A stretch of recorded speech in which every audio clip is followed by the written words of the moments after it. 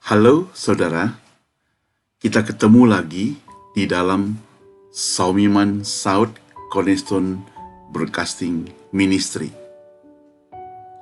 Hari ini saya memiliki tema khusus, yaitu tindakan menunjukkan karakter kita. Jadi saya ingin mengatakan apa yang kita lakukan, apa yang kita praktekkan dalam kehidupan kita menunjukkan siapa kita. Kadangkala kita bisa menyimpan rahasia dalam hidup ini. Kita bisa menyimpan misteri dalam hidup ini. Kita bisa mengadakan pencitraan dalam hidup ini. Kita bisa bergimik sehingga orang lain tidak tahu siapa kita. Maka orang berkata dalam sebuah lagu, seperti yang dinyanyikan oleh Ahmad Albar, dia katakan, hidup ini adalah panggung sandiwara. Sehingga banyak sekali orang bisa bersandiwara. Karena karakter kita, karena masa lalu kita, kehidupan dosa kita yang masih mencekam, yang kadang menggerogoti hidup kita. Kalau kita tidak jaga baik-baik di hadapan Tuhan, memelihara sungguh-sungguh supaya Tuhan mengontrol kehidupan kita, maka kita bisa kembali kepada manusia lama kita. Karakter lama kita bisa terkuak keluar. Dan itu terjadi di setiap manusia. Bisa terjadi siapapun dia, termasuk hamba Tuhan, termasuk orang yang menganggap dirinya yang paling rohani, bisa terpengaruh hal sedemikian rupa. Pertanyaan yang terbesar adalah, seberapa besar kita menyerahkan hidup kita di bawah kekuasaan Tuhan? Ketika kita menyerahkan hidup kita dikuasai Tuhan sepenuhnya, itu berarti tindakan kita mesti sepenuhnya merupakan tindakan yang dikuasai Tuhan. Memang tindakan yang dikuasai Tuhan tidak selalu menyenangkan hati orang. Karena kita manusia, Tuhan saja tidak selalu menyenangkan hati kita, bukan? Apa yang dilakukan oleh Tuhan kadang-kadang kita merasa tidak senang. Siapa tahu dalam kehidupan kita yang begitu setia kepada Tuhan seperti apa yang dilakukan oleh Yusuf, ternyata dia hidup menderita. Apa yang dilakukan oleh Ayub, ternyata hidupnya menderita sakit. Apa yang dilakukan oleh Daniel, ternyata hidupnya juga susah. Tetapi di dalam kesusahan, di dalam penderitaan, di dalam kesulitan itu, ada satu tindakan daripada Tuhan yang sesuai dengan kehendaknya, yang ingin dia kerjakan dalam hidup kita. Yang pada akhirnya kita baru mengerti, rupanya Tuhan memiliki maksud seperti itu. Ternyata ada maksud baik daripada Tuhan. Ternyata ada tindakan yang begitu elok daripada Tuhan. Dulu waktu masa kecil saya suka lihat film karate. Yang sekarang barangkali sudah jarang muncul ya, atau film silat. Saya suka sekali menontonnya. Waktu itu nenek saya suka bawa saya ke bioskop nonton film tersebut. Nah, di film silat itu kadangkala ada anak muda yang baru datang mau belajar bersilat. Artinya mau belajar ilmu silat. Tetapi sang suhu tidak langsung mengajar silat kepadanya.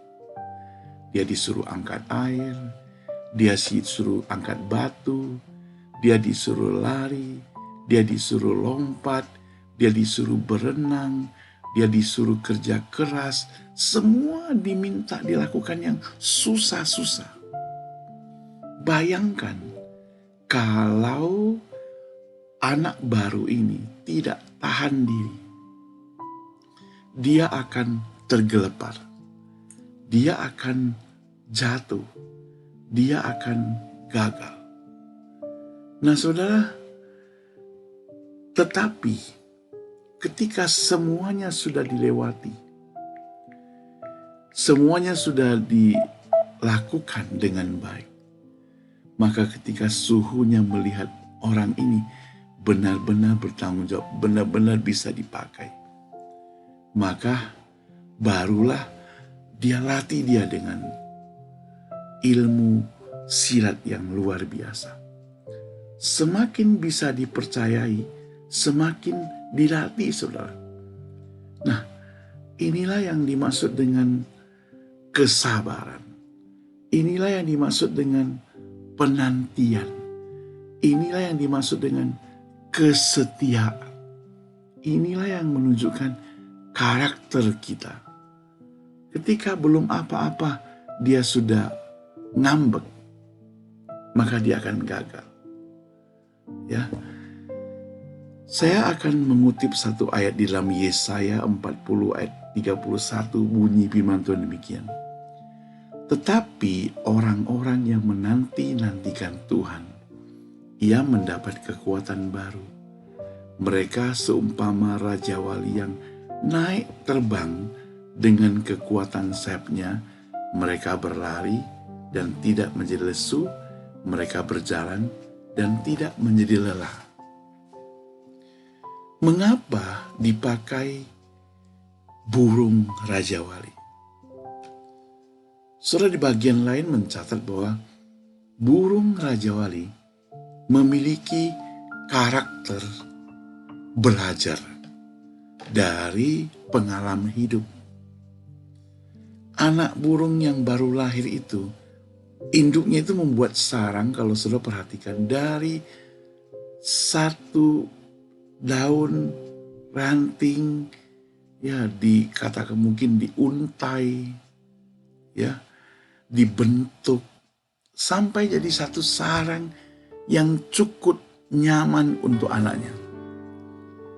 Sampai pada waktunya si induk Raja Wali merasa sudah nyaman, anaknya akan tinggal di sana, maka dia mengeram anaknya. Dan sekarang anaknya lahir.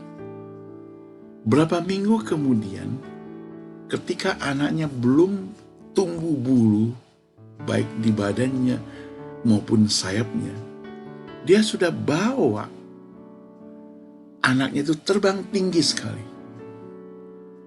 Dilatih. Lalu tiba-tiba dia lepaskan.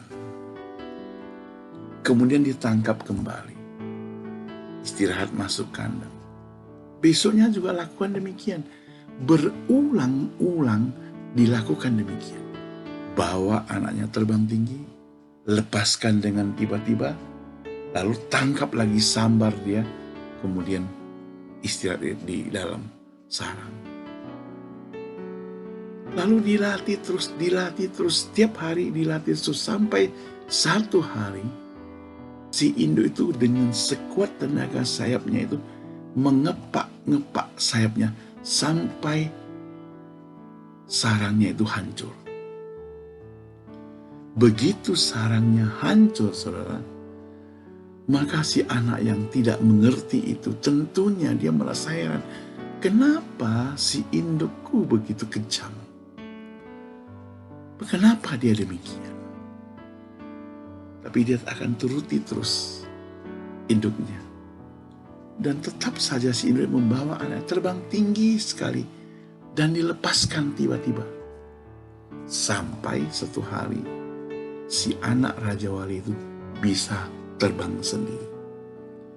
Ketika anak Raja Wali bisa terbang sendiri, dia baru tahu rupanya induknya memiliki maksud yang baik buat dia. Bersakit-sakit dahulu, nanti bisa terbang. Tidak semua orang bisa naik sepeda. Kenapa? Karena pertama dia tidak belajar. Kedua, waktu belajar dia takut jatuh. Ya. Nah, belajar naik sepeda itu harus berani. Dan itu biasanya akan jatuh. Berkali-kali jatuh.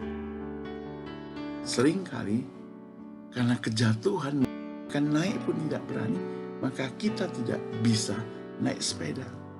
Berenang juga demikian. Banyak hal yang demikian. Kita harus belajar. Kita harus latih. Maka anak burung raja itu latih sampai bisa terbang. Begitu dia sudah bisa terbang, dia baru mengerti. Kalau belum apa-apa, dia sudah berhenti. Itu menunjukkan karakternya. Tidak tahan dia.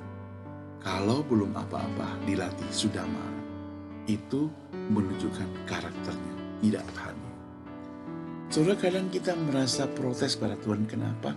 Tuhan tempatkan di tengah-tengah kita orang-orang yang sulit. Orang-orang yang cerewet. Orang-orang yang suka menghina kita. Orang-orang yang suka membuli kita. Orang-orang yang suka merugikan kita. Orang-orang yang memperkeruh kehidupan kita. Kenapa? Tuhan tempatkan orang-orang seperti itu. Jangan anggap yang negatif terlebih dahulu. Mari kita ambil positif. Saudara, Tuhan tempatkan orang-orang begitu di depan kita supaya kita dilatih. Supaya ada sparring partner kita untuk menguji apakah kita kuat, apakah kita menang. Kalau gak ada orang-orang itu, saudara, kita gak ada lawan main. Sedikit saja menghadapi kesulitan langsung KO, saudara. Tapi ketika kita sudah menghadapi orang-orang yang sulit-sulit sedemikian rupa, sedemikian banyak, sedemikian berkali-kali, saudara, dan berulang-ulang, kita menjadi kuat, saudara. Kita menjadi hebat. Kita menjadi bisa terbang, saudara. Luar biasa, bukan? Bersyukurlah untuk orang-orang yang sulit yang Tuhan tempatkan. Orang-orang yang gampang galau, gampang marah, sedikit-sedikit sewot dan sebagainya ditempatkan di tengah-tengah kita. Bersyukur karena Tuhan mau latih engkau. Seberapa engkau sabar, seberapa engkau kuat, seberapa engkau tetap setia kepada engkau, tetap mengasihi Tuhan walaupun ada orang-orang sulit di depan kita. Yesus saja menghadapi orang-orang sulit, saudara. Apalagi kita, saudara. Bersyukurlah kepada Tuhan. Tuhan memberkati kita. God bless you. Saya akan doakan buat saudara. Tuhan, jikalau hari ini dalam kehidupan kami mengalami berbagai kesulitan hidup, permasalahan hidup, bertubi-tubi, berulang-ulang, Tuhan kuatkan kami. Berikan kami kesetiaan. Tuhan mampukan kami, sebab kami tahu Engkau punya maksud yang terindah dalam hidup kami. Engkau mau kerjakan sesuatu yang luar biasa. Seperti anak Raja Wali yang dilatih bawa terbang tinggi-tinggi, terus dilepaskan berulang-ulang sampai bisa terbang. Dan kami bersyukur kalau Tuhan beri kekuatan kepada kami, Tuhan beri hikmat kepada kami, Tuhan beri kemampuan kepada kami, Tuhan berikan keberanian kepada kami menghadapi segala persoalan sampai bisa terbang. Karakter kami tetap kuat, tetap setia, tetap bersandar kepada Tuhan saja. Dalam nama Tuhan Yesus kami berdoa. Amin.